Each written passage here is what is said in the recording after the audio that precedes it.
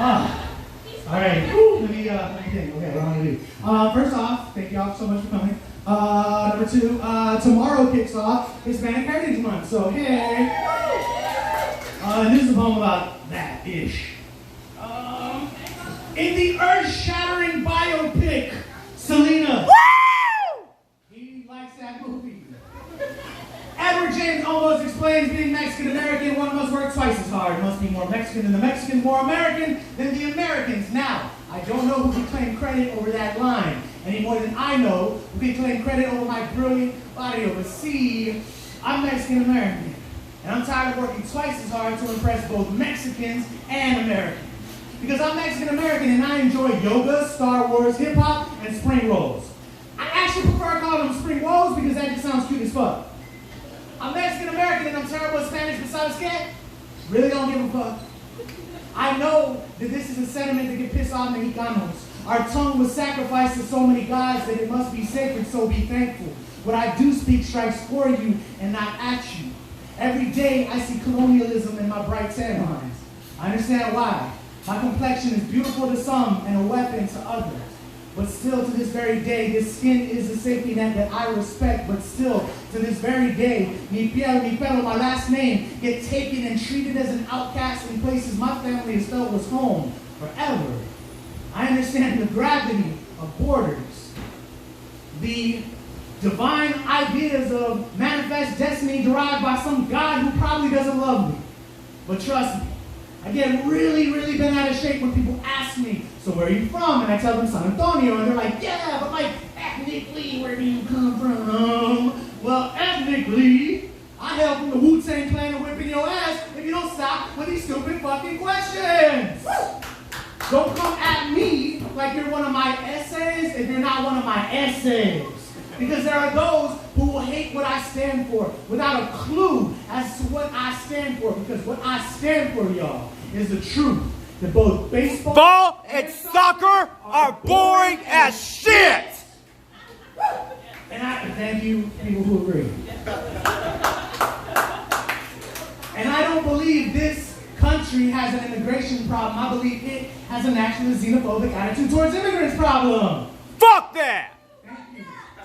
And fuck the media. Why is it that the only recognizable heroes that speak for me in the media are Cheech and Chong, Jennifer Lopez, Benjamin Bratt, and Sofia Vergara, when all of them, besides Cheech, aren't even fucking Mexican? I'm Mexican-American and we invented the bicycle and sex with the lights on. Woo! You're fucking welcome, America. And I totally made that last part. Well, guess what? I do want a smooth lowrider in my life, and I don't care if you think it's tacky. I think trucks with lift kids, big-ass tires, and fake rubber nuts hanging from the trailer hitch is tacky, motherfucker. I think minivans with stick-figure window stickers that represent every single member of your family is tacky. You can dare me to be anything different, and you're only going to be let down. But you can come around my barrio and find me bumping a Tribe Called Quest with some fresh spring rolls, but you won't catch me working double to get shit on twice. Thank y'all. I want a love so big it shakes the barrio. A love who gets down to 70s funk, can two-step, and can charanga better than my cousin Carlos. I want a love who loves and berides. Someone who says hello to everyone at the barbecue. Someone I can actually bring to the fucking barbecue. I want a love with curly hair and metaphors between their teeth. I want a love who is accepting of those who are they instead of she or him. I want a love that loves my sobrinos. Someone who loves cebolla y cilantro and tres leches cake and me. I want a love I am proud to be in love with. I want a love who has a career that wraps them in joy. Someone to hold my hand during Wednesday night poetry. Someone who loves my poetry.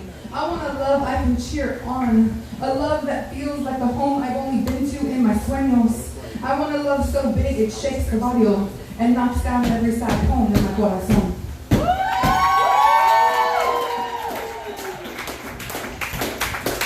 I feel like the vibe tonight has also been like, fuck that guy. Fuck that guy! But also don't fuck that guy. Don't fuck that guy. Alright, so that's some super old shit.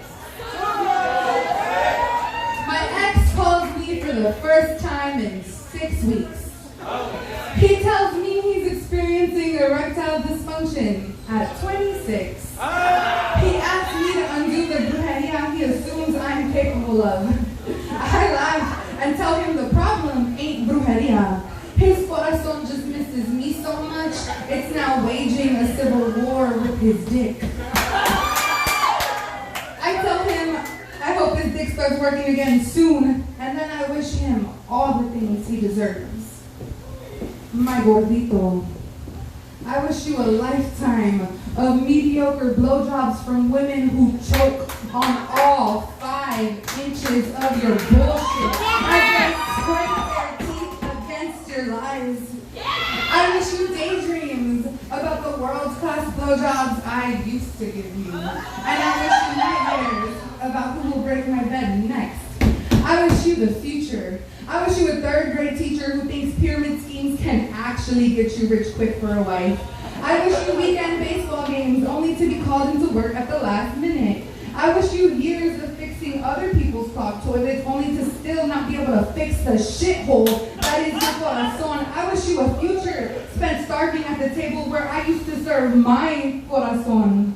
I wish you the yet to be published love poems for sad girls volumes 1 through 10, all of which you will keep hidden in the darkest corners of the unhappy home you rebuilt on the carnage of my corazon. Matt, this is the part where you say, fuck Matt. Fuck Matt! Matt, I wish you a lifetime of searching for yourself in my poetry, only to be left with nothing but regret and shitty ass blowjobs. I used to be called the angry black poet.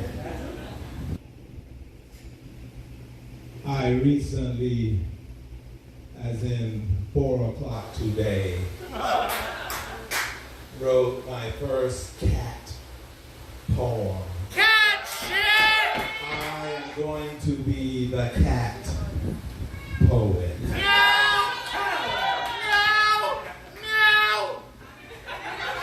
Treachery has no bounds. It was one of those days when cats look at you funny while turning their brisket on the grill. I never trusted them, and today was no different. So I backed out of my backyard and reached the seedless grape gate and crip walked to the front of the house. There, blind walking canes, who lived next door, shouted at me about the Pink Floyd laser show that they had seen the night before. The lithium sunset heated their door and caused them to be charged with battery and assault because they had salted some Peter and rose like a griffin. Or was it that they rose like a Peter when they rode that griffin bareback, all the while screaming, sassafras, sassafras. Not to be confused with a sassy ass tooting out a jazziest version of bird is the word, bird is the word. But that's not the real reason Billy Batson screamed, Shazam! Shazam! He was demonstrating how to safely expel a Coca-Cola enema. Shazam! Stop. I guarantee within 1 week, someone in here is going to try a Coca-Cola enema. Wow! Okay, let's continue the poem. Whatever happened to the cats and turning the brisket? Apparently they flew to a go-kart place to race Mooney and Little Jr. Wait, Brian, you don't know how to brake? Brakes. Stop before you break something. Or stop before you get a soda, just not a soda from Billy Batson. How about a DP? How about a Dr. Pepper? How about a Mr. Pibb? They call me Mr. Tibbs. Sidney Poitier, second month, smooth, black elegance personified like Layla, wearing a azulish, bluish evening gown and crown, dragging paparazzi to an extravaganza eleganza, as Missy, or was it Sean Elliott, sang to me, lay up on my big brass bed. Nah, Amanda was right. Physics is a lie. Sometimes you fall down, sometimes you don't. Just remember to get up. Remember those cats. What about those cats? I think they're taking a nap, or maybe a nip of whiskey. That might cause them to take a nap. And then they're taking a cat nap nip. How about a catnip nap? Catnip nap. Catnip nap. Say it with me now. Catnip nap. Catnip nap. Louder, louder. Catnip nap. Say it. Catnip nap. Was this ever a poem? I don't know. I should do a poem, right? Do a poem. 3 Peruvian cats wore 3 Mongolian hats while sleeping in their backyard canoe. They dreamed of grilling brisket while rubbing their dough biscuit, which resulted with their paws covered with goo. Thank you. Courtesy to be asked if you want to go first before we're fucking drunk. I don't care. Happy birthday, Nico. Oh, and fuck the retrograde. Alright. They say no reaction is a reaction. A full-fledged conversation about how you have doubt and no answer for me. And it's taking me time. Time I don't have to understand that tortured souls can deliver full glasses, half-empty glasses, and glasses full of smoke.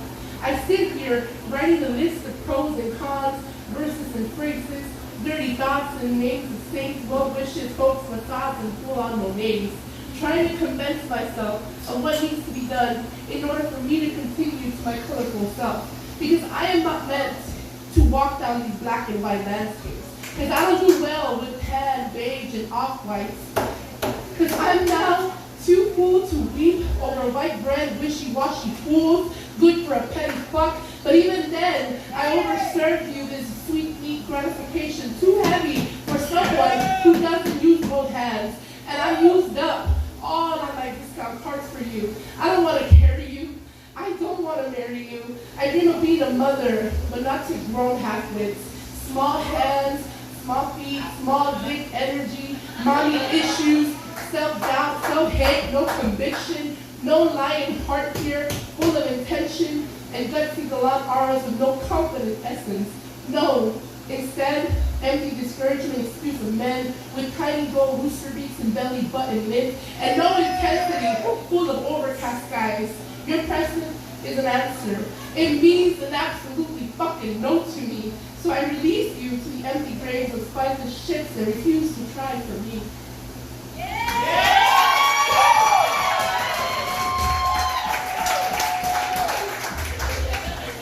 And then another note, fuck the queen. I like to say a royal fuck you to Her Majesty. I like to say that though many may gasp and say that is the worst of salutes when people are hurting, I simply don't care. If I could save every indigenous child and more for the atrocities the queen and her kingdom did, I'm cool. I say let the karma come fucking consume me. I just want to apologize for my lack of respect because it only counts when the elites flirt and mourn, but not when you've massacred innocent people all throughout to lay such kingdoms on these innocent souls. And if someone says that's petty of me, I say that's the least I can do. If this is distasteful, so sue me. Our new generations don't apologize for our reactions, while people woke up to tributes and sadness and saying how she did much for other agendas at the end, like our queer parts. I don't forgive one agenda for another. I refuse to sweep bones under gardens and schoolyards for some fucking queen, mysteriously disappearing children. And now they say, ding dong, the queen is dead. Which old queen? The wicked fucking queen. Insensitive? Insensitive, but horrific is someone who caused genocide, colonization, and stole from many. That crown is made of bones, tears, screams, blood, corpses, and fucking nightmares. And now her son said, may flights of angels sing thee to thy rest. But I reverse that. I wish you no rest. I wish you discomfort. I wish you forgotten. I wish your soul not remembered. I hope for eternity you hear the screams and cries of children who didn't rest their souls in peace, but in agony because of you. I bid you eternal damnation. I bid this royal kingdom an end to stealing lands, treasures, and life from others.